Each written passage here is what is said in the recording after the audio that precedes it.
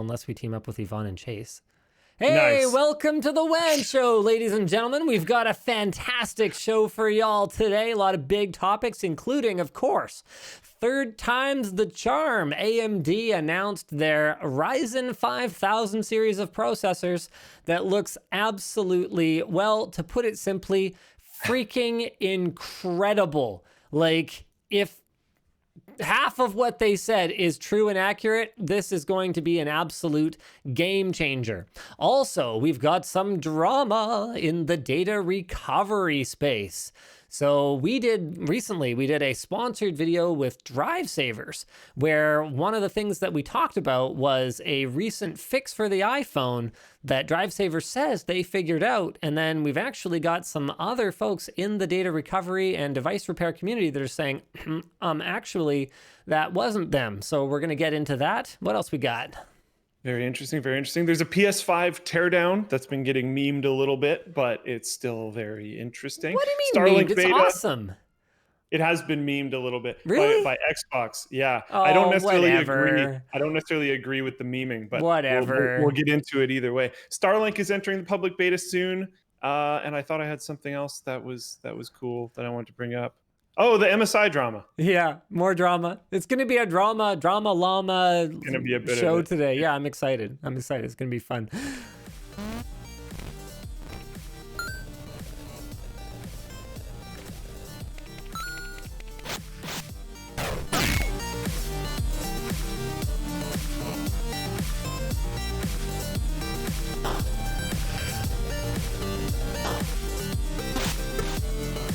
Show is brought to you today by Ridge Wallet.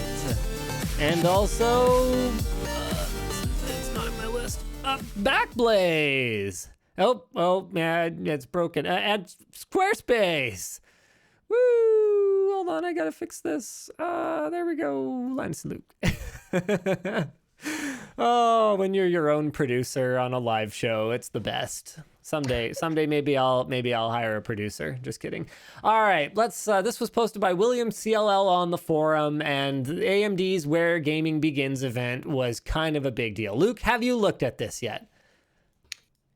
That's fine. That's fine. I'm gonna walk you through it. It's huge. So AMD is taking such a big leap forward here that they're just skipping 4000 series. They're just skipping it on the desktop. They're going straight from Ryzen 3000 to Ryzen 5000. Actually, I think the reason they're doing that is more to do with that they mucked up the branding on the notebook side, calling Zen 2 Ryzen 4000. So then it's like, oh boy, now what are we going to do? Are we going to have like this 1000 disparity between laptop and desktop forever? No, we're not. We're just going to make everything 5000. Love it. This has happened a few times. That happened with the 800 series on NVIDIA's side. So dumb. Anyway, so Where Gaming Begins. They announced the Ryzen 9 5950X, 5900X, 5800X, and 5600X. Those are 16, 12, 8, and 6 core processors, respectively, with anywhere from 35 megabytes of cache all the way up to 72 megabytes of cache, and boost clocks from 4.6 all the way up to 4.9 gigahertz. That's right, ladies and gentlemen, AMD is getting dangerously close to the 5 gigahertz barrier. Impressively, they are not only running at these high clock speeds, but they are doing it within the same TDP as their predecessors. So they're all rated for 105 watts down to the 8 core and 65 watts for the 6 core. Like, dang. Like, looking at the single-threaded performance that they're claiming on these things, like, one of those 6 cores, like a nice small form factor machine, it's like 65 watts. That's incredible. It's exciting, you know? Puts the excitement back in CPUs again. And the bigger deal, of course, is not the clock speeds or the cores. I mean, AMD has already been a leader when it comes to core count.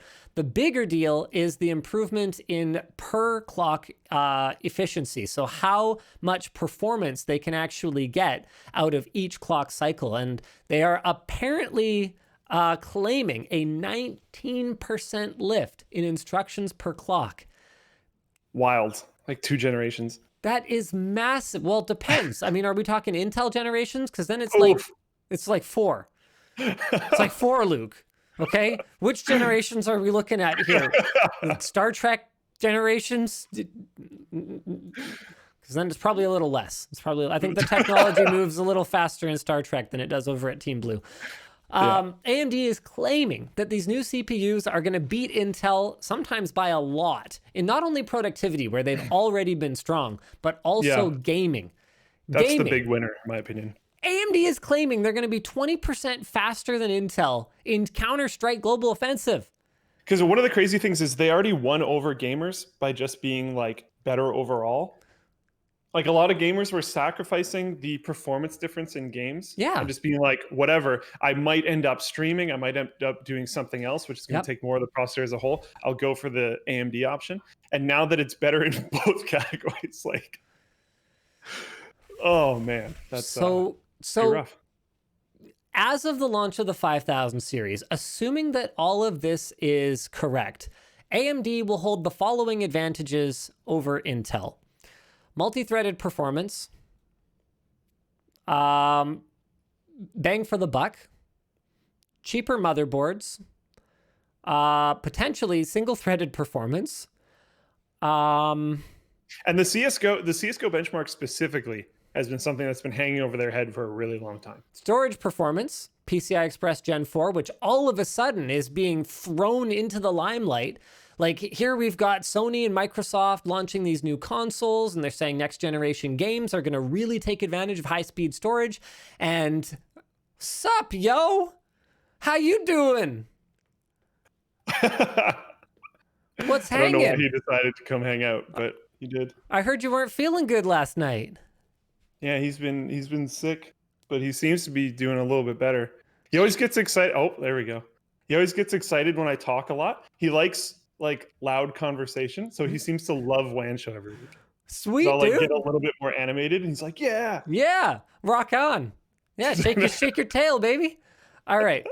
So, so high-speed SSDs are all of a sudden becoming a major factor, a big consideration for future games. And hey, cold hard truth is not everybody is, me and is upgrading their hardware every cycle, right? For most people, I think it's pretty fair to say that anywhere from 3 to 8 years is as long as you could expect to be using a gaming rig. And you might make a couple key upgrades in that time. I need a bit more storage because the new Modern Warfare is 600 terabytes or whatever. Yeah, exactly. Okay, so you need some more storage. NVIDIA saw fit to grant us a new graphics card finally, maybe upgrade to one of those, that sort of thing. But in terms of the core platform, you expect to be able to use it for quite some time. And so if I was buying a system today, PCI Express Gen 4 went from, whatever, to, wow, that is a major consideration if I want my gaming rig to be able to play these next-gen console games that aren't going to stay console exclusive forever. Speaking of the longevity of the platform, advantage number 6 is intergenerational compatibility. Now, AMD did kind of tick off the community based on what they had initially promised when they went back on 300 series motherboards having support for this upcoming generation of processors. If I recall correctly, I can't remember exactly which generation AMD was not going to support, and then people were mad. Maybe it was B450. Okay, doesn't matter. The point is AMD did let folks down a little bit, but then if I recall correctly, again, they ended up making it right, and they are still definitely holding an advantage over Intel in this regard. Intel has been real strict for like pretty much the last 10 years. Okay, you get a chipset, and then the chipset that launches with that CPU, that chipset might get one more CPU, and then that's it. It's been pretty much on that cadence, and even if the socket doesn't change, and in some cases I do understand there were actual engineering considerations that made it so that they didn't want to just say, okay, it's a free-for-all, sure, put Coffee Lake on this, do that. I get it.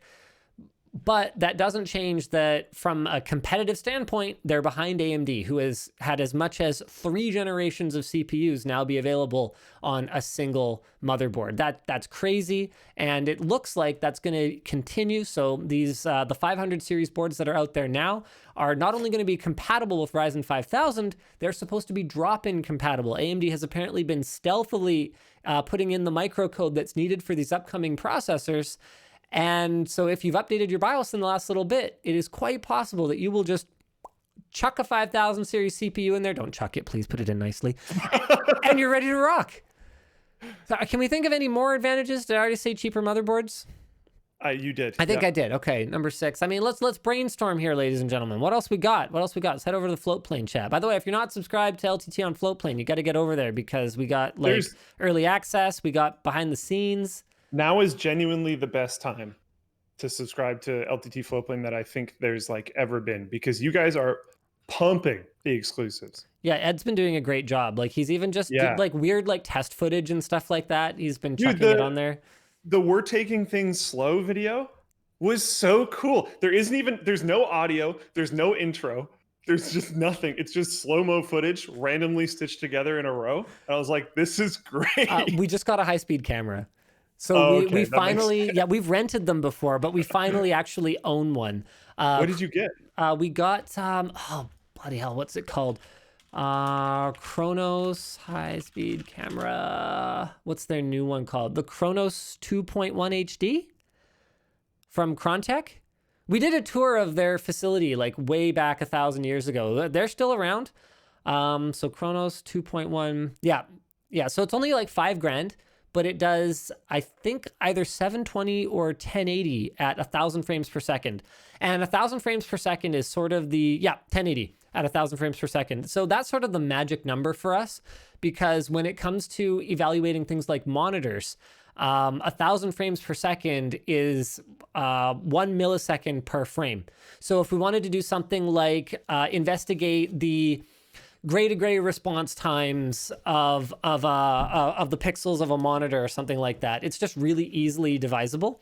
So we used it actually today in a really cool video. I was really annoyed with LG for not getting us their new C10 48-inch months ago, because we've been asking for it for months. And so we couldn't even get a sample to review. And then meanwhile, there's like sponsored videos with other people going up about it. And I'm like, for real? You guys can't find one TV to send us where we just want to make editorial content because we're really excited about it, and you got to send it to people who needed to be paid to make the video. What are you guys even doing? Like, at what point do I just have to apply for a job there so I can show you guys all how this is done? Like, for crying out loud. Honestly, hey, you know I applied at Amazon, right? Like way back in the day. Remind me to tell that story later. I'll tell that story later. Anyway. So anyway, we used it today for our C10 video, and it was so cool because we were able to use the high-speed camera. So instead of doing a pursuit setup, we actually just had a stationary camera while the UFOs went across, and it's running at such a high frame rate that we can actually just see the pixels changing. So OLED, one of the great things about that technology is how quickly the pixels shift compared to something like an IPS LCD, even a very high speed one. So we whipped out a 360 hertz gaming monitor, and then we had our OLED running at 120 hertz, and we tried them at... Okay. So we tried them at various refresh rates, 60 and 60, 120 and 120, and then 120 versus 240, and 120 versus 360, to see at what point does refreshing the LCD faster overcome the slower pixel response times, because even on a 1 millisecond LCD panel, come on, get real. It's not even close. And we can see that. We can see that on the high-speed camera. So it's pretty exciting. I'm jazzed to show you guys that video. That'll definitely be early access on Floatplane. So coming around full circle, make sure you're subscribed to Floatplane. That's the camera we got that I just showed you guys, by the way. It's pretty sick. Those guys are a local company, so feel free to check them out. Don't expect to get a camera anytime soon. They've had some serious supply chain issues due to COVID. That's one of the reasons it took us so long to get it, because ever since we did those collabs with Gav from Slow Mo Guys and with Shroud, Mr. Grams, Corey, and Paul for the does high refresh rate gaming help your abilities, we've been trying to get our hands on one, and I just didn't want to deal with A, the cost, and B, the hassle of Phantom. Like, it is not easy to work with. I do not envy Gav. He's very successful. He's basically like a real celebrity at this point. Him and Dan, and I'm just like, yep, got no desire for your life, because that looks horrible. Just dealing with that slow-mo footage all the time. And they do so much of the work themselves. So back to AMD and all the various advantages that they have. I never actually ended up looking at the chat. One quick thing before I go forward is one of my favorite things about Floatplane is like the comment section on this slow-mo video. It's like I said, it's just no audio, no intro, no outro, just random stitched together slow-mo footage. Yeah. All the comments are like, this is great.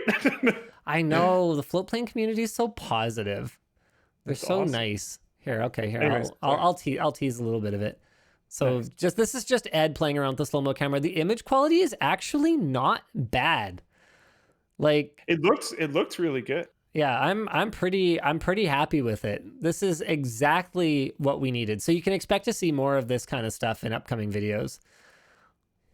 I'm surprised Dennis didn't like scare himself. He actually look on his face. He probably did. What a nerd. I love that guy. I wonder how many FPS this is at. We can actually turn down the resolution and get even greater frame rates if we really want to. So I think it can. We did some at 3,000 FPS earlier today. Why does he have a plastic gun? What even am I looking at?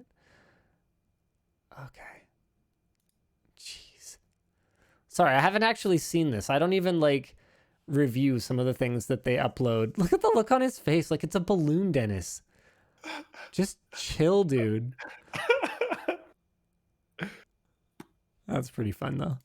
It's cool. Yeah. All right. I love how Rod is like in the comments criticizing the like bit versus drill usage. Oh, come on, Rod. Just chill. That's great. I love it. All right. What else are we looking at? Okay, so back to AMD. So advantages for Intel. Why don't we change gears and talk about their advantages? Intel teased their upcoming Rocket Lake 11th gen processors. It is rumored to be a 14 nanometer variant of the new Willow Cove architecture, which Tiger Lake is based on. So we could be getting faster onboard video. Cool. Nice. Good win, guys. Nice. I mean, we also might get like RDNA 2 onboard video from AMD and upcoming APUs. So like, but still, nice. Someone made a comment earlier, and it sucks that the Rocket Lake thing's coming because they were calling it Coffin Lake in Twitch chat, and I thought that was pretty great. Okay, when I was talking earlier, I was talking about Coffee Lake, not Coffin Lake. I know. Coffin Lake. I just thought it was. Oh, what a creepy place to hang out on a weekend that would be. Honestly, though, I like desperate Intel. I like against the ropes Intel a lot better than I like complacent Intel, because that's what it takes to get through to the suits. And if that's what it takes, fine. Because every other time Intel's been up against the ropes, they have come back swinging hard. So has Intel had all of their good brains drained away? I don't know. We're going to find out soon enough, because I'm sure they're going to need a way to come back and make a splash here sometime in the next. I mean, the thing about it, guys, is that like, oh man, there's so many things for them to overcome. Oh, advantage number 7 is AMD's approach to CPU design with their chiplets. Allows them apparently to be much more efficient about product development and work on multiple different cores in parallel, to the point where apparently they were able to just drop these new Zen 3 cores onto the same substrate that they were using for Ryzen 3000 series with the same IO die, and just like, okay, here we go. Like, that's incredible. Obviously, it wasn't quite that simple. Like, there's a lot of engineering that goes into getting something like that working just right. Actually, advantage Intel. I really hope that AMD does a better job with virtualization this time around. It can be done. I know. I saw all the comments on the couple's PC where people were like, oh, Wendell did it. The fact that Wendell did it does not mean that it is user-friendly. Okay. Wendell can do amazing things. Wendell could do just about anything. Yeah, as far as I can tell. Wendell, as far as I can tell, single-handedly created the DisplayPort KVM market. Like, did you know he collects? And I don't think this was a joke. I think this was serious. He collects the tops of like toilet bucket things. Like. My dad's gonna kill me. Like the shelf? reservoir. Yeah. Like the shelf to put your sandwich and your milk on, right? Your sandwich and your milk. Yeah, when you're snacking on the can. Yeah, sure. Yeah. Yeah. He collects those. He collects them. Yeah. Where does he keep them? Yeah, let me try to find this really quick. That's the weirdest thing. I love Wendell, but like, dude, what the like, what are you what? Let me try to find it. I mean, are they like vintage or like what are we talking about here? He like had some actually kind of cool ones, which was really interesting. Let me see if I can find it. When I first saw it, I was like, oh, that's a joke. And then I clicked on the thread and I was like, oh, wow. Some of these are actually... Okay, I found it. Okay. If you Discord it to me, I can bring it up and screen share it. This is some like weird... Like, what By the way, Level 1 Text is on Floatplane and they're killing it. They're awesome there. Go check them out. Go subscribe. Hooray, hooray. Wow. Okay. This is apparently real. Okay. The time has come for me to let go of a few things. The basement has got too much crap in it. Is that an intentional pun? But where does one go to unload their lovingly curated toilet lid collection? Is the internet ready to know about this? Are you like, what? And like, that's way too many to just be random, you know? Like, Sep what? Sep 28, 1974. Okay. That's like old enough to be old, but like not old enough to be vintage, isn't it? I mean, how long ago was 1974, I guess? Well, he's got ones from the 50s. I've got one that was minted July 21st, 1969. So is it about the dates? There's a market for these, he says. eBay. ToiletTankLidStore.com. You've got to be $69. No, this is clearly a joke. The fact that it's priced at $69, I refuse to accept it. I refuse to accept that this is real. No.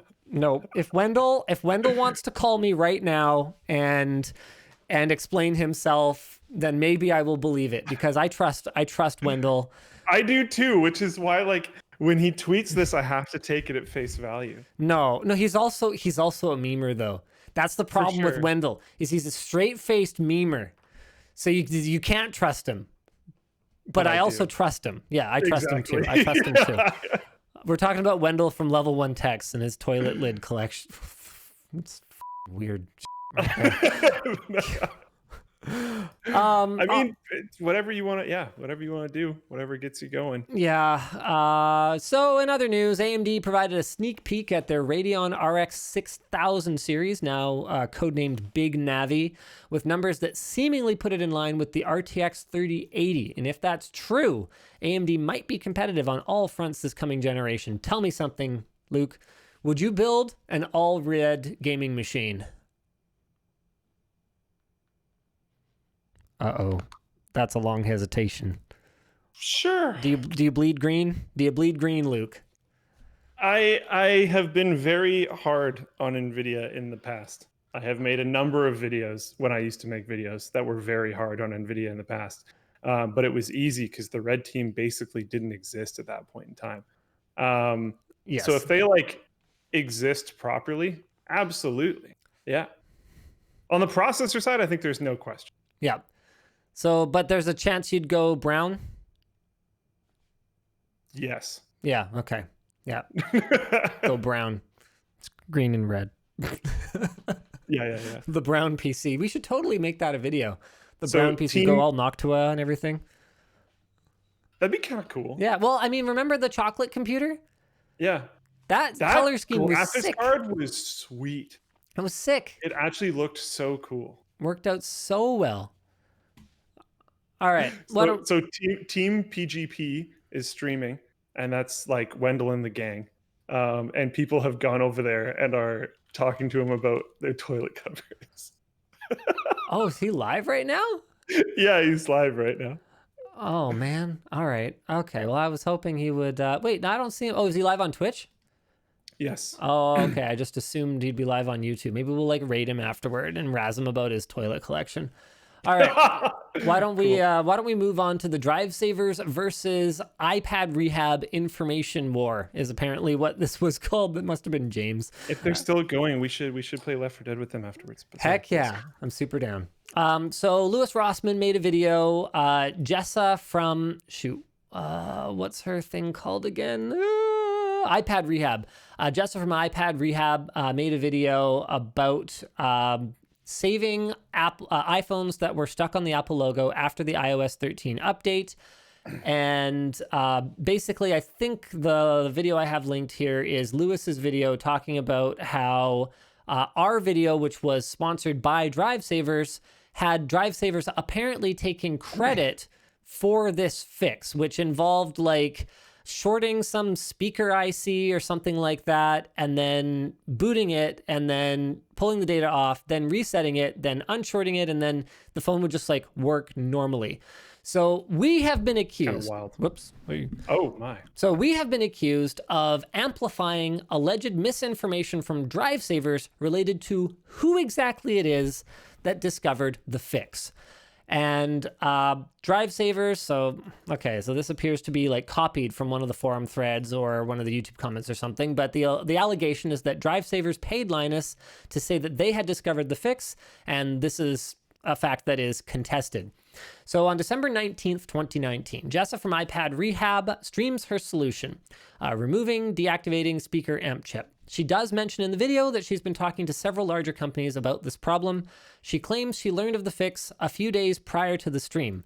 The place to look for a hardware solution, this is a quote, "The place to look for a hardware solution to a software problem is not our idea, is definitely not unintelligible RO our own. The credit goes to the collaborative culture of the hardworking men and women in the global independent repair microsoldering community and a few really tenacious board repair guys who are willing to freely share their hard-earned information." And she credits Raj Paul in Australia for one. And this is actually something that has been my experience in the data recovery and device repair industry. It's incredibly tight-knit. Like, yes, everyone's competing. There's only so many devices that are broken and need to be fixed, I guess. With that said, I mean, I think that the industry could be probably 5 times the size, and it would be better for the world if people were getting their devices repaired instead of just giving them back to Apple so that they can be recycled, or which, by the way, is not like, that's recycling sounds really good. It's not that good. It's a lot better for the device to just keep working. Yes. And this was absolutely my experience with DeepSpar, for example. We've worked with them on sponsored videos in the past. Those guys are so cool. Like, they're like basically exactly the kind of like Russian like data guys that you would expect. Like one of the guys there, like literally is, I don't know if I'm allowed to say this. Whatever, I'm going for it. He's literally in a fight club. And I was like, what? Because he's like covered in scars and stuff. And I'm like, so what's up with that?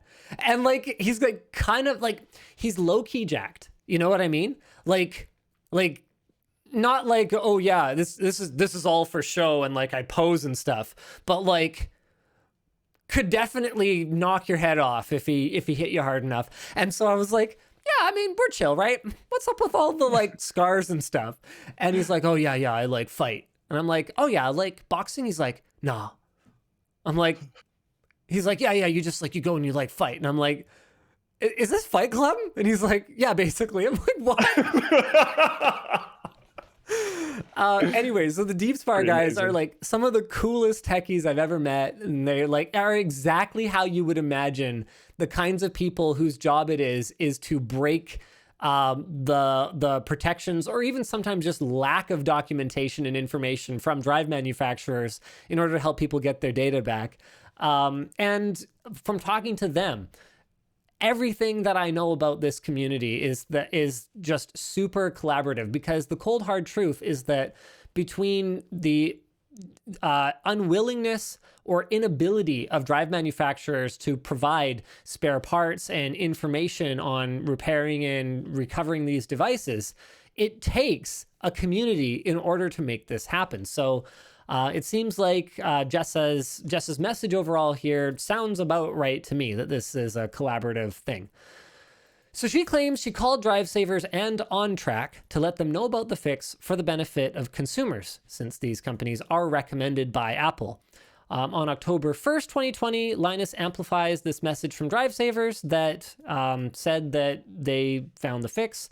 And then on October 8th, Louis Rossmann uploaded a video shining light on sort of this disagreement between DriveSavers and Jessa. So in response to us asking DriveSavers about it, they say, quote, "We do not share solutions and timeframes when we make advancements in data recovery, so for her to refute our claims has no basis." Fair enough. DriveSavers claims they already had the fix prior to speaking to Jessa, and they support this using a screenshot taken 2 days before her stream. I'm paraphrasing here. They say basically, hey, this problem can be solved, just so you know. And she says, yep, I know, thanks. So at this point, I have not spoken to Jessa. I haven't spoken to Louis. All I've been able to do is go through what they're saying, ask DriveSavers for their take on it. They were, I want to thank them for even talking about this at all.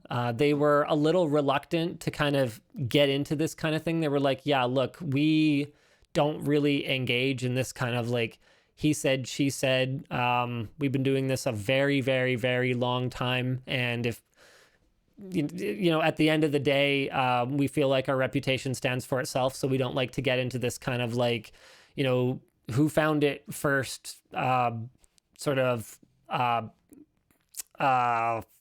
hearsay. And I get that. I totally understand that. I mean, we've gone through similar things in the past where we've been accused of things by much, much smaller YouTubers, for example, that weren't true. And unless they really like blew up in the community, our approach has always been to just ignore them, because the reality of it is when we have 10 times, it's driving me crazy. When we have 10 times as many subscribers as someone else, our mere acknowledgement of their presence, even if we're calling them a liar, is a net positive gain in exposure for them. And so my general philosophy, anytime someone has wronged me, has been ignore them to death. Now, DriveSavers didn't say any of that. That's all just my approach to these kinds of disagreements. But I do know that they had a reluctance to get in here and talk about this at all. But I want to thank them for sharing their side of the story.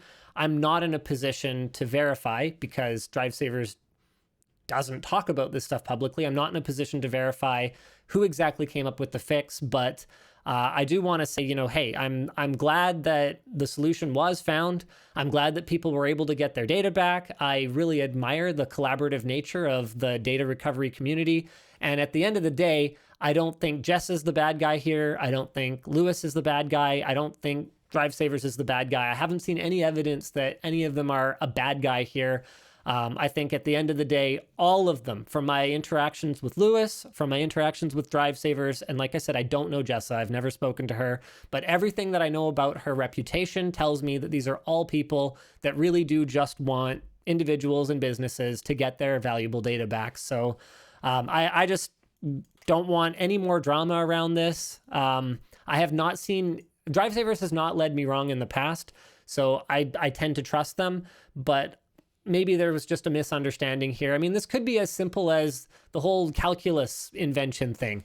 I mean, calculus is sort of famous for being invented by two people, or you could call it a discovery. I mean, math is, it's inherent, so you kind of discover there's it. There's a few things like that too. It's not just, the calculus one is very interesting, but there's quite a few things where like in completely different parts of the world and without like internet style communication, things were discovered simultaneously. It's a thing. It happens.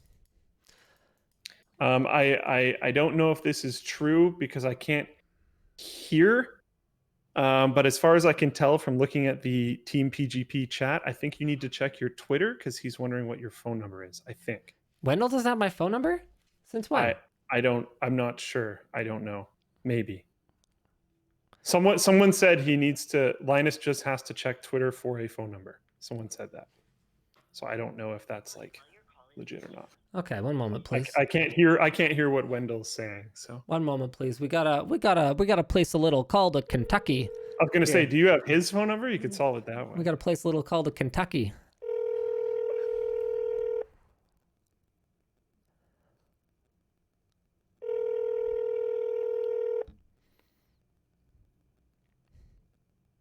Make sure you don't show your screen. Is he trolling me? Please leave a message for 859. Okay, yeah, it's gone. Okay, hold on a second. I just called, dog. Come on, man. You gotta help me out here. I just called. My Dell is broken. I need some tech support.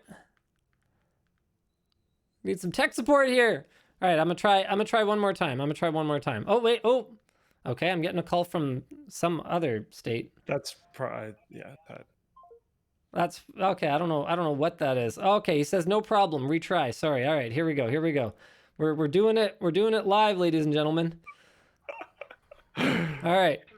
We'll do it live, right? Okay. Got some long distance charges here. Hello? Hello, my Dell is broken.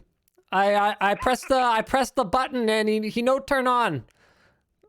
Is this the help desk? Yeah, you're gonna have to unplug it and plug it back in.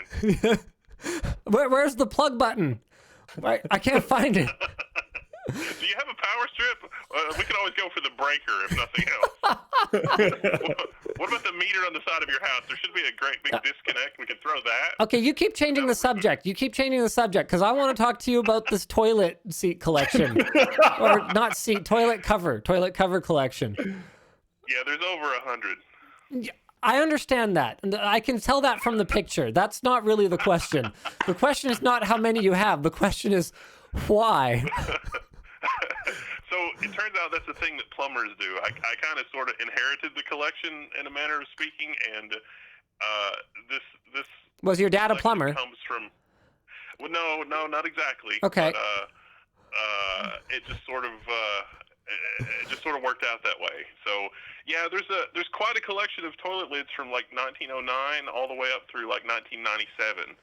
So like 90 years of toilet lids. It's really just completely insane. Okay, can I just as a point of clarification here, what is the point of this? Like, do you try to get like really cool manufacturing dates? Like this toilet lid was made on the day that Linus Tech Tips, you tried Linux for the first time. Like, what's the significance? Yeah, there are a couple of those in there like that, which is completely insane. But is that by chance? Yeah, that's just completely by chance. It's just a fun thing you notice when you're cataloging them.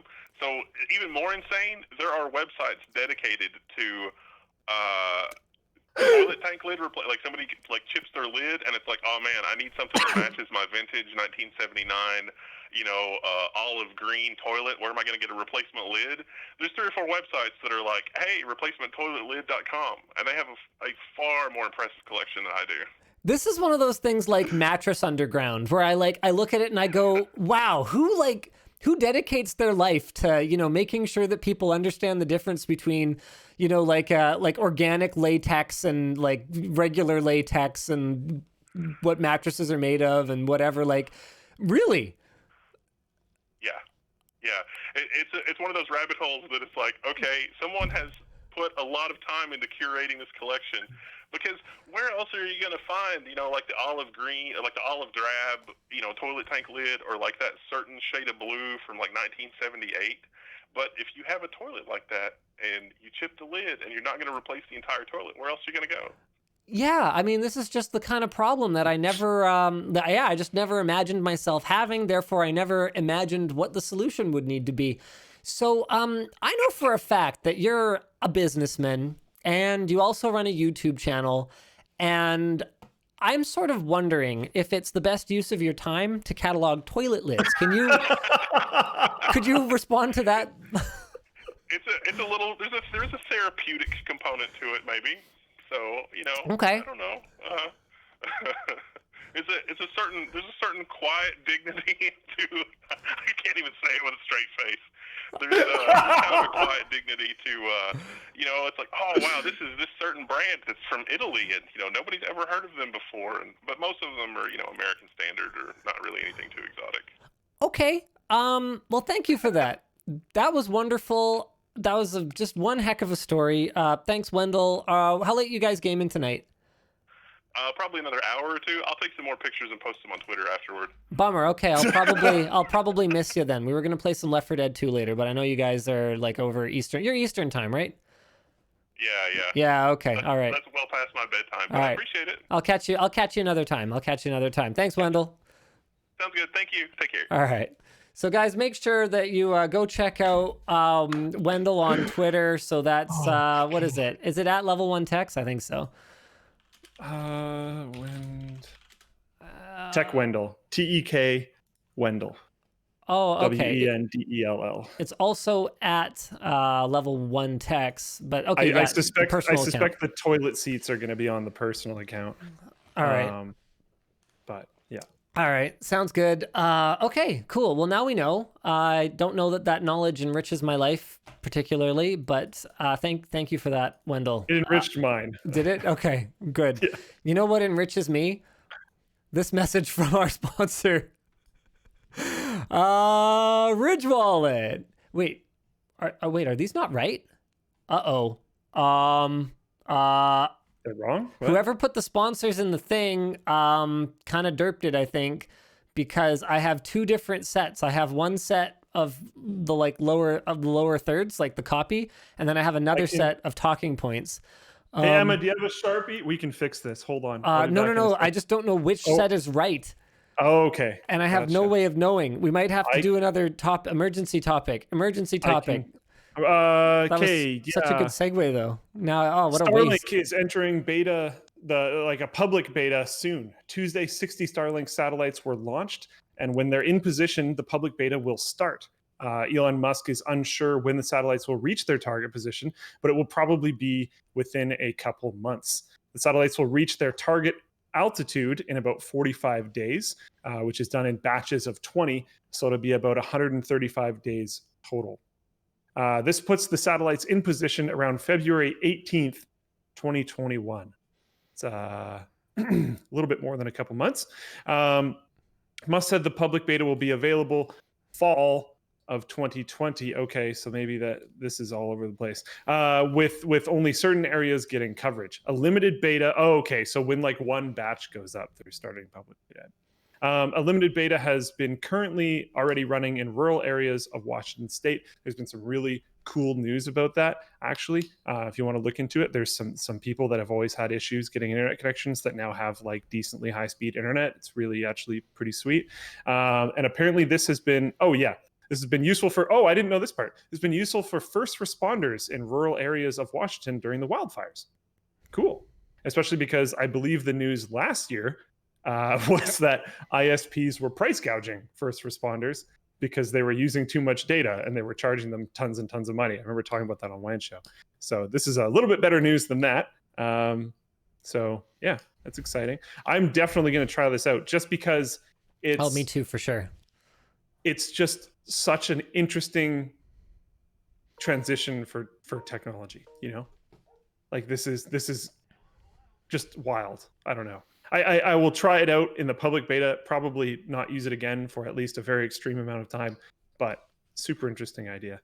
It'll make like, I remember on a couple trips that I've done, like, okay, maybe you get a local SIM, something like that. Something that I started doing more recently was you get the like Google's ISP thing, and you can do it through eSIM. Oh, okay. And you can just subscribe for like a little bit of time, but all you really need is some data. So if you can start using Starlink in those situations, could be kind of cool. The GMC Hummer infotainment system will be powered by Unreal Engine. What does this mean? Basically, you get a pretty cool looking graphic on your car screen, and that might be basically it. But it could mean more in the future, maybe. Could mean better running, better looking infotainment systems, which, especially for ones that come directly from the car manufacturer and aren't like basically done by Apple or whatever else, that's very needed, in my opinion. And yeah, absolutely. It's so bad. I would be so thrilled to just see, like, I mean, everything from it being more responsive to just having a cooler looking interface. Like, everything about that could absolutely be better. Literally potential better like touch detection. Like there's a lot of things they could do with this. So while right now it might just mean a prettier graphic, moving forward it might mean a lot more than that. which is cool. All right. Sponsors for the show today, Ridge Wallet. Stop carrying pointless items around in your pockets, like receipts, old hotel room keys, or spent gift cards. With the Ridge Wallet, you'll carry less because it doesn't hold that much. That's right. That's a selling point. It's a feature, not a bug. With Ridge Wallet, you've got 2 metal plates that are bound together by a strong elastic band, keeping your cards tightly together, but still accessible. They're RFID blocking. They've got a lifetime guarantee, and they're available in aluminum, carbon fiber, and titanium. They also don't just sell wallets. They've also got battery banks, bags, smartphone covers, and more. So use offer code Linus to save 10% on everything at ridge.com/Linus. Oh, yeah. Don't reply. I got to tell people, don't reply on Teams because it pings the whole damn stream. All right, the show is also brought to you today by Backblaze. Backblaze is unlimited cloud backup for Macs and PCs for just $6 a month. They've restored over 35 billion files. I mean, we're talking about data recovery earlier. You don't want data recovery. You want, like, what's Backblaze cost? $6 a month. You don't want data recovery. You want data backup. That's way better, way better. Do it proactively. You can back up your docs, music, photos, videos, drawings, projects, all the data, and restore your files anywhere. You can directly download them on the web. They've got an app. You can purchase or restore via hard drive, and they will FedEx it to you overnight, and then you just restore everything and send it back to them. They'll give you a refund for the hard drive. There's no wonky cost structures, just unlimited data backup at a fixed price. So try it out 15 days for free at backblaze.com/WAN. Play around with it. Start protecting yourself from bad times. And finally, Squarespace. Squarespace gives you the tools you need to build and grow your online presence. They've got a ton of templates spanning a large... Okay, this pop filter is driving me absolutely crazy. I keep hitting it. They've got a ton of templates spanning a large variety of categories. Look, if Squarespace wanted to sponsor a professional show, they'd do it. So if you need a website for your blog or for your wedding or your business, Squarespace has got you covered. We use Squarespace for both LinusMediaGroup.com and our LTX Expo, RIP, website. And you can get a domain quickly through Squarespace or port over your existing one that you already own. Get started with a 14-day free trial and head to squarespace.com/WAN to get 10% off your first purchase. I really got to fix those transitions so the thing doesn't move when we press the thing. All right. Let's get into our second dramatic topic of the week. MSI was accused of scalping their own RTX 3080 inventory. Well, actually, let's go through this in chronological order. Yeah, I have an interesting question for you on this one, but hit me. Why don't you start with that? We should maybe go through okay. You did an all MSI PC, and the sponsorship just so happened. I'm assuming it was a sponsorship. Just so happened to be right now. Is that legit? Yes. It's like how does that feel? It's like they're trying to make me look bad. Yeah. Can I ask, when was that agreed to? Oh man, months ago. At least. Okay, maybe not months, but definitely weeks. Multiple weeks. We've had the parts on hand. Yes, we've had the parts on hand for a while. Unbelievable. Goodness. So I saw that tweet go out and I was like, okay, I know this for a fact was not like a knee-jerk thing. There's no way this was planned out like a day or two ago. This must have been way in the past, but now they're stuck with this project. So oh man, the good news is that I was right about the MSI scandal. So what happened was it broke on Reddit that I think it's called MSI. No. What's it called? They didn't actually put any notes in here for me on this, which is it just says talking points. Pretty annoying. So I think it's called Starlit Partner Seller or something like that is what it's called on eBay. Starlit Partner. And I don't know if you guys know this, but MSI stands for MicroStar International. So Starlit Partner has a long sales history. They had 1,500 reviews with a pretty high rating. And as far as anyone could tell, they only sold MSI products. And so it looked as though this was like kind of an MSI the MSI eBay store. MSI eBay store, like sell direct to customers kind of eBay store. And they're not the only ones that have done something like that. But what people were upset about was that MSI had RTX 3080s listed there for like double the MSRP, so around $1,500 US. I mean, that's the price of the RTX 3090 if MSRP, which I guess no one cares about anymore, is anything to go by. So people got mad because they were like, hey, you know, the messaging from NVIDIA is like, we're trying really hard to get these cards into the hands of gamers at the price that we said they were supposed to be. And then you got partners like MSI running around selling them for apparently $1,359. $1,359 was what they had it listed for. So that is a little less than double the price. Sorry, excuse me. I'll correct myself here. So people were understandably outraged because, you know, here is everyone else in good faith trying to get these cards into the hands of real gamers instead of scalpers. And here's MSI profiteering off of this extremely allocated card. All right. So as this was blowing up, I had a conversation with, I don't know if he wants me to talk about who it was, but I had a conversation with a buddy of mine in the tech space. And I was like, look, here's my hypothesis. Here's my theory. I think this is probably this is real. So there was some initial doubt about whether Starlit partner was even MSI. So everyone was like digging into like trademark registrations and all kind of stuff. And I was like, this looks like MSI to me. It smells like MSI. It looks like MSI. It's probably MSI. And as it turns out, it was MSI. And then from there, there was, so as part of the process, this friend of mine called up Starlit and was like, this is weird because, okay, I could believe it's MSI from the kind of things they're selling and their long history of existing and all that stuff.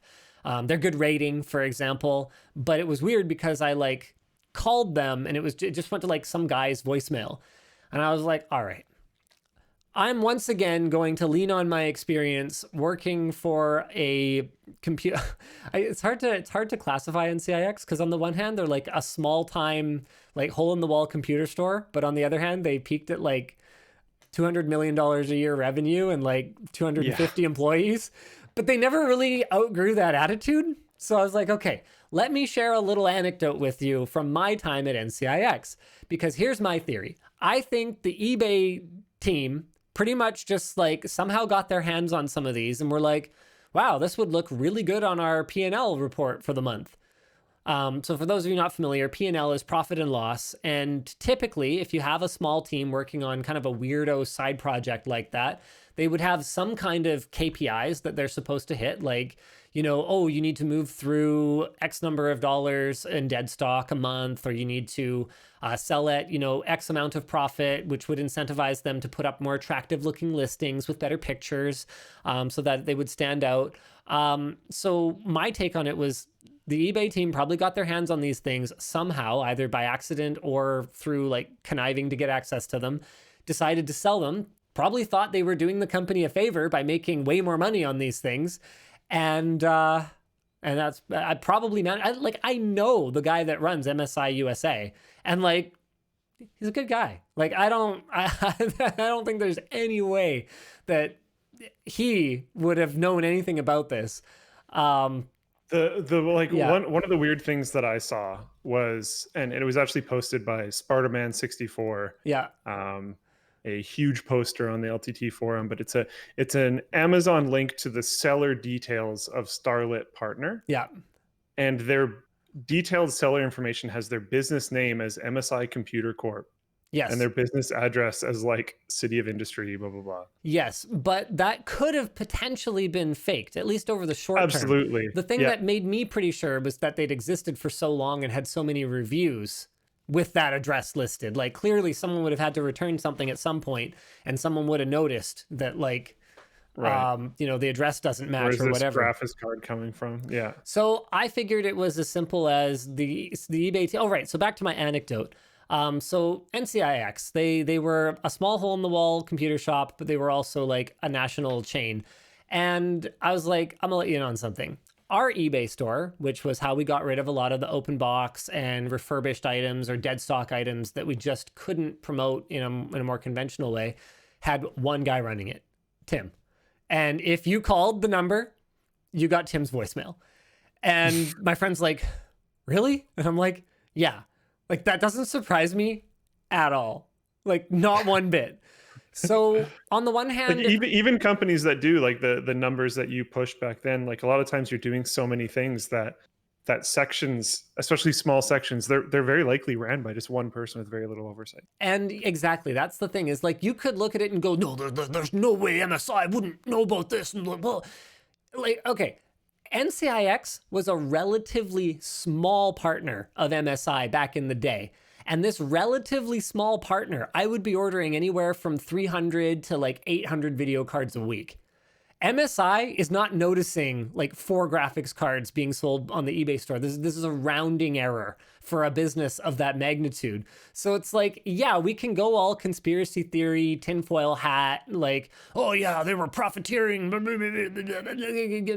Get real. That's not realistic. Anyone with the foresight to make actual business decisions wouldn't have time to deal with whatever the eBay guys are doing, and also would know better than to get caught selling graphics cards for double the price.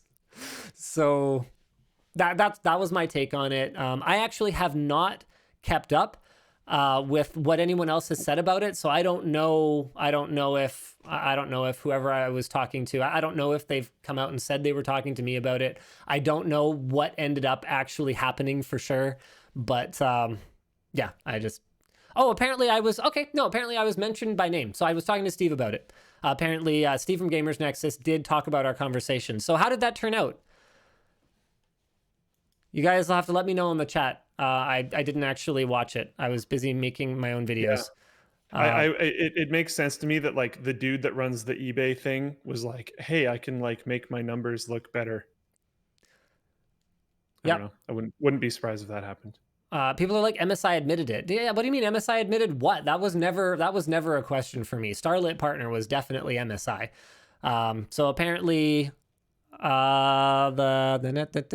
Steve basically called customer support before he started contacting his Taiwan contacts. Man, Steve goes hardcore. I love Steve. It's like, yeah, I'm gonna learn Chinese so that I can like talk to the real engineers and stuff. Like, man, yeah, I love that guy. I love that guy. So people aren't saying that they wouldn't want to risk something like that for such a small amount of money. Someone on Twitter said something like Linus did about how they're so big they wouldn't want to risk something like that for a small amount of money. Jay said, "Go away, the adults are talking." I strongly disagree with Jay's sentiment there. Everyone that I know at MSI who actually is in a position of authority has way more common sense. Like, you have no idea the kind of impact that it would be on MSI's business for them to be doing something like that and get caught by a partner like NVIDIA. NVIDIA holds so much power over their partners and has made it very, very clear. Apparently TechLinked said it wasn't MSI. Oh, bloody hell, you guys. I'm sorry, I did not look at that perfect example of not every single part of a company having perfect oversight from the CEO all the time. Yeah, pretty much. There are things that happen. Oh man, now I'm all distracted. What was I saying again? You were talking about Jay. Oh, NVIDIA's power. Yes, so yeah. If NVIDIA were to discover that MSI was profiteering off of RTX 3080s, I can pretty much guarantee you from my experience dealing with NVIDIA, dealing with their partners, like the amount of fear of NVIDIA that exists in the industry it's palpable. NVIDIA's actions would go something along these lines. Their quarters MDF would be either cut or eliminated. Their allocation of future RTX 3080 would be either cut or eliminated for some period of time. Like, NVIDIA has the means to make their partners bleed, because RTX 3080 chips are effectively like money. They're just money. The more of them that NVIDIA can make right now, the more money NVIDIA can print. Yeah, because like I think I'm not the only one getting to this point, but this is if you can get the stuff, and I mean, some of it's not even out yet, but it's coming soon. This is a fantastic time to build a new computer. The last generation of graphics cards was like, I've been talking about that for a few shows now. It was not very good for a lot of reasons. And the last step of processors was like continually very impressive, but still had some wins on the other side. Right now you have like a fantastic card at a great price and a fantastic processor at a great price that are like new, shiny, fancy options. So I suspect a lot of people are trying to get stuff. And like Linus just said, if you can ship it, it's immediate money every time. Fleoner says, Steve basically said that even though the high-ups at MSI didn't notice, it was still unacceptable. Yep, sounds about right. Yeah. But it's also the kind of thing that, like, in fairness to MSI, hasn't come up in a while. When was the last time there was a GPU that was so allocated that weeks after launch, nobody could get one still? It's been years and years and years. And I mean, that's how new policies get made, is you have to kind of come up against an edge case where the existing policy didn't work and you have to fix it. So yeah, NVIDIA carries a huge stick, and there's no way that anyone who interacts with NVIDIA at all would have approved something like that. But it's definitely a good call that they're putting policies in place to prevent it in the future, because it's not acceptable. Like, it's still profiteering, even if they didn't know they were doing it. Yes. Yeah. Oh, yeah. No, it's not a good thing. I think we're just kind of explaining that, like, the leadership very likely didn't know. Yeah. But yeah, should still be addressed. Someone in Floatplane chat said like there should be refunds, or the difference between the like raised price and the stock price should be sent over. Like, those are interesting ideas. Another thing that someone in Floatplane chat brought up, if I can find it, I just accidentally scrolled away from it. Olinik said, talk about AM5. Do you think the 5950X is a dead end CPU on AM4? This is something I meant to actually talk about earlier in the show and forgot to. I'd be very surprised if it's not. Although Me too. Okay, so there's a few things here. So one is, we know that DDR5 is in production. I think it was Micron. Did Micron post a picture of a module the other day? DDR5 exists now, and RAM doesn't really tend to exist until there's a platform that's going to support it that needs to be developed for them to put it in. And then that timeline is, anywhere from usually 12 to 18 months, something along those lines. So that falls really nicely in line with AM5, which I think has AMD confirmed DDR5 on AM5. Blah, blah, blah. AMD Zen 4, Ryzen, blah, blah, blah, AM5 platform in 2022, USB 4, something. This looks like a rumor. This is a rumor. So it leaked out over at Gamers Nexus. Ignore the naming because they went and skipped 4,000. So I guess it would probably be 6,000. I would be very, very surprised to see an AM5 CPU work on an X570 board, but I also wouldn't be, it wouldn't be impossible. We have seen CPUs in the past that have had memory controllers that can communicate with multiple standards. If I recall correctly, I know there were definitely platforms that supported multiple ones, but I'm a little hazy on whether that was through the chipset or whether that was actually through an integrated memory controller. You guys will have to help me out here. Integrated memory controller, DDR2, DDR3. It would have been kind of back in those days. I'm pretty sure we've seen mobile CPUs that have support for both DDR2 and DDR3, or DDR3 and DDR4. Just one thing, I made a mistake. Yeah. And I want to address it because Floatplane chat's freaking out, and I'm sure all the other chats are freaking out too. So that was not a like suggestion. That is what they're doing.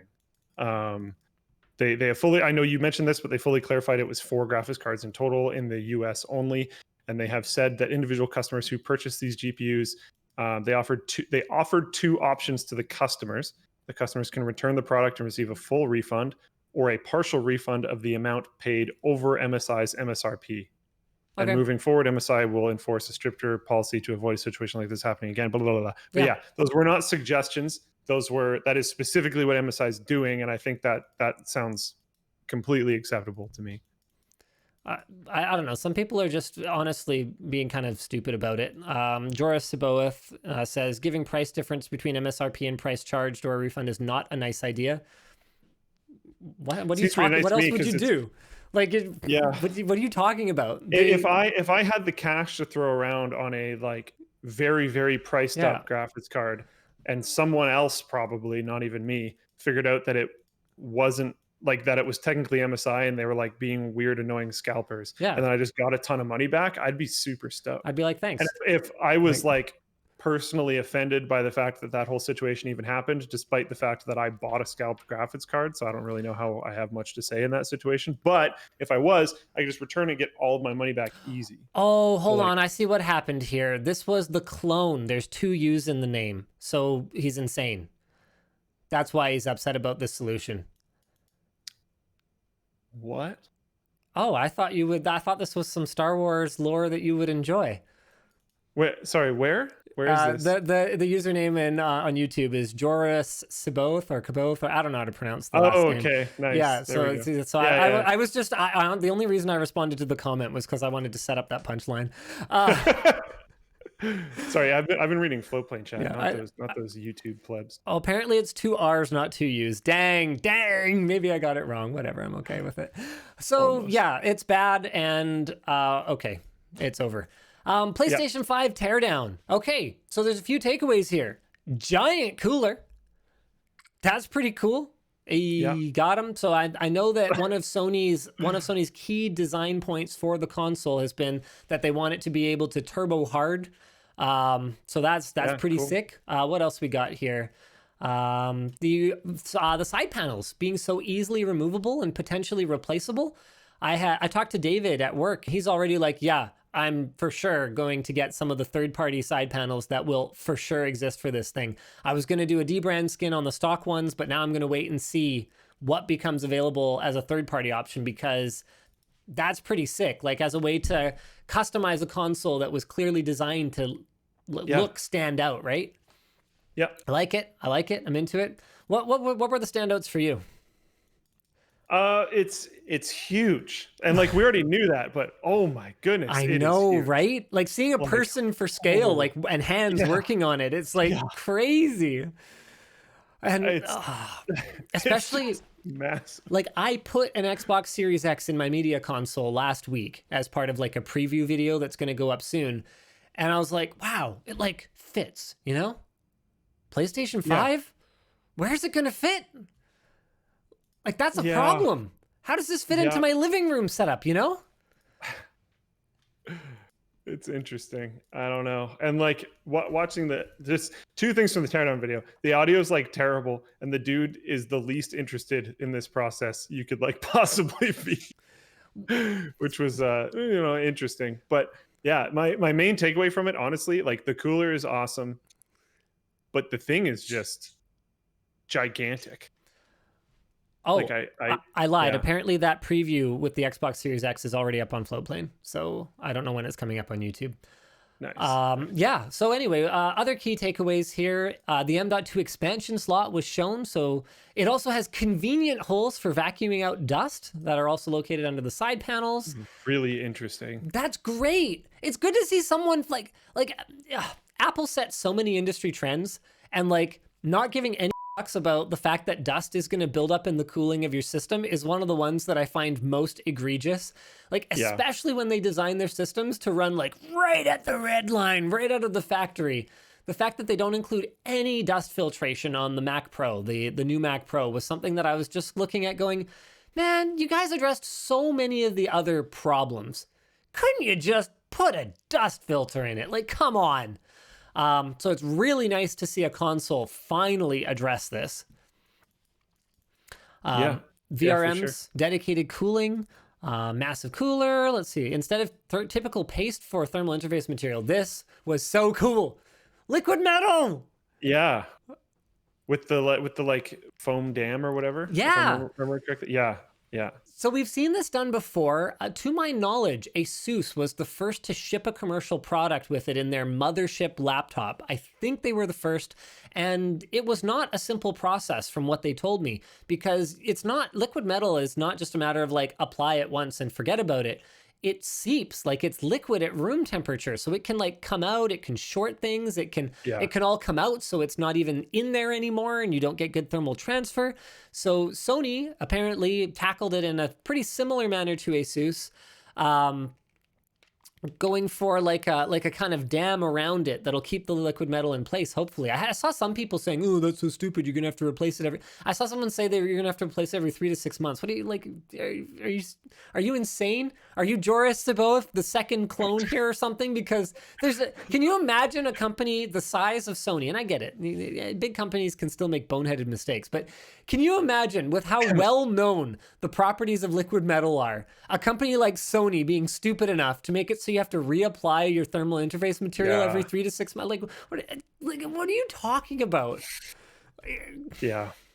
And like, it's cool that it seems like the teardown experience actually seems like decently well thought out. Yeah. And like not difficult to do. I remember like trying to take apart Xbox 360s because those just broke all over the place. So like people doing zombified repair jobs on Xbox 360s was like a genuine hobby. But I like looking at this, tearing it down looks so convenient, and accessing those like expansion ports and stuff seems great. Like I wanted to address the like memeing that's happened. Like Xbox tried to meme this a little bit by showing that their expansion port essentially is just like plugging something into the back of the console. But like, yeah, but this is pretty cool, and it's not a bad solution. Yeah. And the techie side of me likes it because it's like kind of there's a lot of modern stuff. Like we've lost tactile interaction. Like getting a new game, you just download it. Like you don't have the physical copy anymore. It's just there. Like watching a movie, you don't go to the store to get it. It's just you just stream it. Like there's so much less that you do with things. And I think it's kind of cool that like, and I know definitely as a kid I would have even appreciated this more. Like if I bought an expansion thing for my PlayStation and I had to like take it apart, like see the internals and like actually add something to this system and then put it back together myself, like that's such a cool experience. I wouldn't always, oh my goodness, the bird does not agree. I wouldn't always agree with that, but because the teardown experience is actually like so good, that makes me think more in that way. You know what I mean? Yeah, 100%. I'm just reading chat, Jax. I'm not actually like multitasking. I'm paying attention to Luke too. They're like, Linus multitasking right now. No. I love that both of the new consoles have nice large fans. I think I'm allowed to talk about that the Xbox Series X is quiet. I'm not sure. I won't. I hope I'm allowed to talk about it. I don't know. I didn't look that close there. I'll wait for for the audio. You didn't look that close. Yeah, it didn't look that close. I don't know. There's like a whole set of like guidelines and stuff, and we haven't worked with Microsoft on the console side of things that much. The last thing I want to do is like say something that's technically under embargo still and like get in trouble. So we're gonna take our time with it. We've got a ton of Xbox Series X content planned. So far, I don't think we have any confirmation that we're even getting a PlayStation 5. So hopefully we are, but we'll see how that goes. Anyway, I love that Sony went liquid metal. It really does make a big difference. Like for the same heatsink solution, if you're borderline with a more conventional thermal interface material, liquid metal will probably push you across the finish line. So I'm excited to see what the performance looks like, regardless of the theoretical gigaflops that both Sony and Microsoft have been throwing around. In other Sony news, Sony revealed a list of PlayStation 4 games that will not run on the PlayStation 5. DWVR, Afro Samurai 2, TT Isle of Man, Just Deal With It, Shadow Complex Remastered, Robinson the Journey, We Sing, Hitman Go, Shadwin, and Joe's Diner. Should be all right. So I don't recognize most of these names. One of them that stood out to me was Hitman Go because it's a mobile game. Yeah, it should be okay. It's probably fine. If you really miss it, I don't want to pull a Blizzard, but oh boy. I was going to say, if you really miss it, you can play it on your phone. But like, I don't know. I have a feeling that's not the only one in here. That's probably more on the mobile side of things. Yeah. So We don't know why they won't run. Could be due to licensing issues. There are also some general PlayStation 5 backwards compatibility limitations for PS4 games. So the share menu can't be displayed within PS4 games running on a PS5. Screenshots will need to be generated using the Create button on a DualSense controller. A tournaments feature from PS4 is also not compatible with the PS5, nor is in-game live or second screen apps and game companion apps. So there are going to be some things that are not going to be quite the same as the original experience, but with just 10 titles ruled out, it looks like what we're headed towards for both Microsoft and Sony, now that they're both just x86 boxes with AMD graphics cards in them, is potentially just backwards compatibility pretty much across the board. Like, I'd be shocked if Xbox, whatever boneheaded thing they call it, is backwards compatible with Series X and X that isn't a series, and 360 and like all that good stuff. And I'd also be surprised if Sony PlayStation 6, because they're sensible, it's probably what it'd be called, is backwards compatible going way, way back. Eesh. Sony says select PS4 games will work with PS5's Game Boost feature that will make older PS4 games run at higher frame rates, but we don't have a list of games that will support that feature just yet. So I've been looking into like random games on this list. So far, Afro Samurai 2 has a 21% Metacritic score. Oof. Shadow Complex was released in 2009, originally on the Xbox 360. Like, I don't think we're... Yeah, I think it's probably okay. I think we're not missing out on much here. Should be all right. Yeah, I think we're all right. All right. So finally, Apple's T2 security chip has an unfixable flaw. Womp womp. So now you lose your data. But hey, it was all for security. Hey, got him. Okay, so a recently released tool by hacking group CheckRain is letting anyone exploit an unusual Mac vulnerability to bypass Apple's trusted T2 security chip and gain deep system access. The hack is based on the Checkmate crack that has been used to jailbreak older iPhones and iPads for some time now, which relies on a similar, if not identical, flaw in the T2 security chip. The T2 chip provides secure encryption and storage access for features like Touch ID and full disk encryption, and has been criticized for causing an inability to install third-party operating systems outside of Apple's official boot camp support. One hacker has apparently even gotten the broken T2 chip to run Linux on the MacBook Touch Bar. Wow, that's pretty cool. Critically for Apple, the access also means that activation lock can be bypassed, which could result in a rise in theft of Apple devices. That's a bummer, because that's one of the things that's really nice about full disk encryption and this kind of like encryption chip lockery tomfoolery, is that you can basically leave a phone. Like if it's an encrypted device, you could basically leave a phone somewhere and know that unless someone really just wants the like $14 that they'll get for giving it to a recycler, there's a solid chance they'll call the number on your lock screen and try and return it to you, because a locked phone is basically worthless. Not anymore.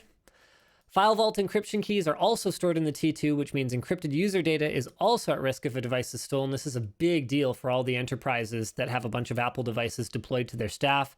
And the flaw is apparently virtually unpatchable as a result of its low-level nature, meaning that all existing T2-enabled Macs are likely vulnerable and will remain vulnerable indefinitely. Now, there's some good news.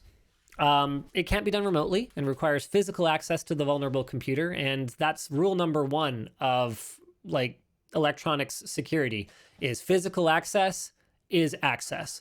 So basically no changes there. And it also isn't persistent. So any changes to the T2 are lost when it resets, which is not necessarily at the same time the computer resets, by the way. CheckRain security researcher Danny L. tweeted that the T2 exploit isn't as big as people might think, because it's been known for over a year and other more serious vulnerabilities exist. This attack requires deliberate targeting to be truly scary. Anthony's note is that this is interesting because if this has been known about widely in the security community, it raises questions about anti-encryption legislation's rationale against Apple. Yeah, it does kind of, doesn't it? Why do they even care if Apple's encryption is there if it's just broken anyway? If it's bad, Yeah, well, that's almost like a whole separate WAN show, ladies and gentlemen. And we don't have time for that because Luke and I got to play video games tonight. We got to play some video games. Yeah. But before we do that, I have to address that someone just sent 1,200 Mexican dollars. Wow. Oh, Fabian says, hey, I got a refund on my missing order from LTT Store, and 2 months later, the courier finally found my shiz, and I'm very happy with my order, so here's the money back. Hey, thank you. Appreciate that. Appreciate that. Shout out to lttstore.com, by the way. They had an outstanding week this week. Apparently, we have a lot of long-armed followers. We launched a shirt that I was basically like, yeah, the fit's weird. It doesn't fit me right. It's got like super long arms. So if like you have long arms, then go ahead and order it. And all these people bought it. it was our biggest sales day ever. I was like, what? Okay, sure. So apparently that's the solution. We need to start targeting niche fits. So are nerds, is that a trait? Is that a common trait? Nerds have long arms? I didn't think so. But I mean, the thing is, you got like enough, you got 300,000 people.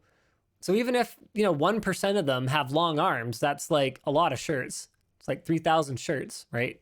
So yeah, and if you consistently have a problem with the sleeves on your shirts being too short, and you hear like, hey, this shirt has long arms. Yeah.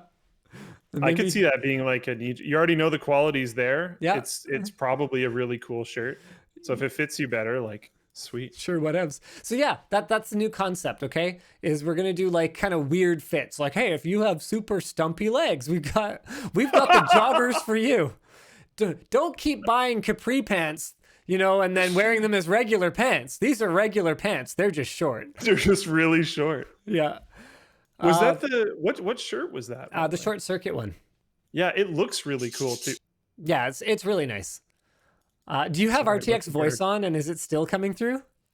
I don't have RTX voice because I don't have. Oh, that's right. Oh, sorry. I don't speak poor people. I think. Yeah. Economically sound is how I prefer to say it. Yeah. But yeah, it's a really cool shirt, and I like the sleeve art. I think it's dope. I'm not going to bring it up on screen because I don't need that many more people buying it, because I think we moved through like basically almost all of our initial inventory. So I'm not supposed to push LTT Store that hard this week because our shipper's like way backed up, and like we moved through most of those shirts and stuff. So maybe next week we'll have a launch for you or something. Nice. Sergey says, is there any difference in features between RTX 2000 and 3000, or is it just performance? As far as I can tell, it's just performance. There is some new video encode and decode stuff, but I actually, don't quote me on that, because I think RTX 2000 might be getting like backported some of the features of RTX 3000.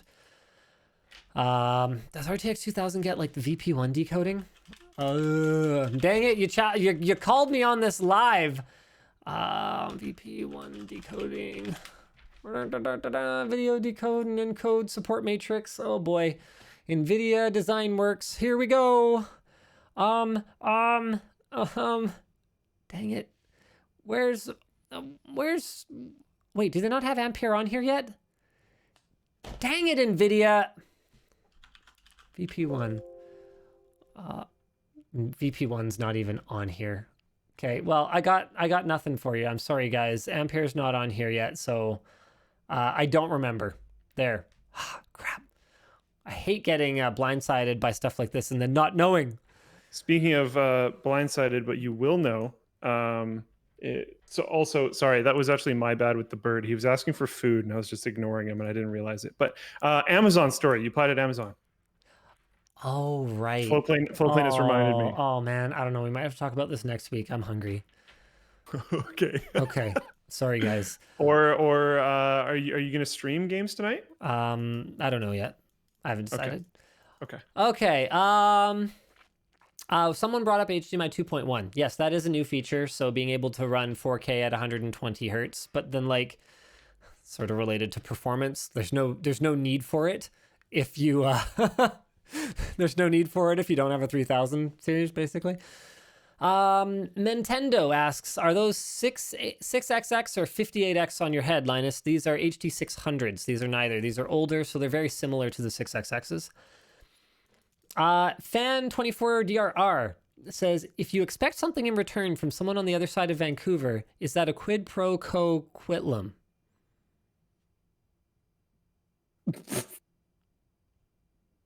What? The response was great. Okay. Henry Stickman says, would watch entire WAN show, but HoloLive VTubers are live. So here, so sent whatever 500 PHPs are. I don't know what kind of monies that is. Mama's Llama says, your mama's llama, I want to buy some LTT underwear, but my wife won't let me unless they have Linus's face on them. I am serious and I really want to make this happen. It's possible. Anything is possible. We've got our new underwear supplier totally sorted out. We've got the fit fixed. I was wearing them this week. I tried the mediums. I think Nick tried the larges. I think the entire sizing chart is now the same as the old ones, so we're ready to rock on them, and there's going to be some new designs, and hopefully we'll be able to roll them more quickly now. I have a bone to pick with you and the LTT store team. Okay, what'd they do? You have cool designs, mm-hmm. high quality, prices are banging. Where's your masks, dude? Okay, so we have a sample of a mask design. I didn't really like it. I didn't really like the fit. As you probably know, we don't launch anything that I'm not 100% happy with, other than that shirt, which I basically didn't even try to sell it. I was like, oh, the arms are too long, but then apparently you guys are into that, so I don't know, whatever. I wasn't happy with it, basically. And it wasn't the design that I really wanted. I wanted to do a subnet mask. So I wanted to just have like 255.255.255.0 and then like some other common subnets down one side. I thought that would be like super cool. And then I got some other design that was like based on our circuit board thing. And it's like, yeah, it looks all right. But I wanted the subnet mask and I'm not really willing to launch anything other than that. So that's my take on it right now. Okay, well, you guys should figure that out because it seems like the whole mask thing is probably here to stay for a while. So yeah, I know, right? Yeah. No name. I booted up my old Android phone to send you my Google Play balance. Thank you. $12.12. Okay. I'll do like two more. Ben Roberts asks, Linus OnlyFans when? I don't know how much the wife would like it. There. That's going to be my excuse. I'm going to hide behind the wife. You guys could do an OnlyFans that was purely peels. I can't remember the... Oh, that's lame. If I'm not gonna get lewd, I'm not gonna do it. There. That's kind of lewd. Daniel says it's like peels and like graphics card cooler removals. No. And stuff like that. No. I think you guys would get subs. If you're gonna be on the site, you might as well do. All right. Daniel says you're amazing. Thanks, Daniel. You too. Dark Guy asks if we will review the Eve Spectrum 4K monitor. Would absolutely love to. Ryan asks, you getting much use out of the bath gaming rig? Haven't really been gaming much, but I have been watching TV in the bath. It's been great, and my kids love it too. Ryzen 5000, better for gaming, except Intel still has the highest single-core clock speed. Clock speed, oh, come on. Oh, come on, bro. Come on, what year is it? I'm sure Linus Media Group somewhere has a good video about that, and I'm also sure that like Gamers Nexus, I named him because he makes a lot of those types of videos, but I'm sure a lot of other people have videos about that too. It is not just clock speed, my dude. Okay, so I posted that in the YouTube chat. There's our video addressing it on Tech Quickie. All right. That's it. Thank you guys very much for tuning in this week. We will see you again next week. Same bat time, same bat channel. Bye. Boop.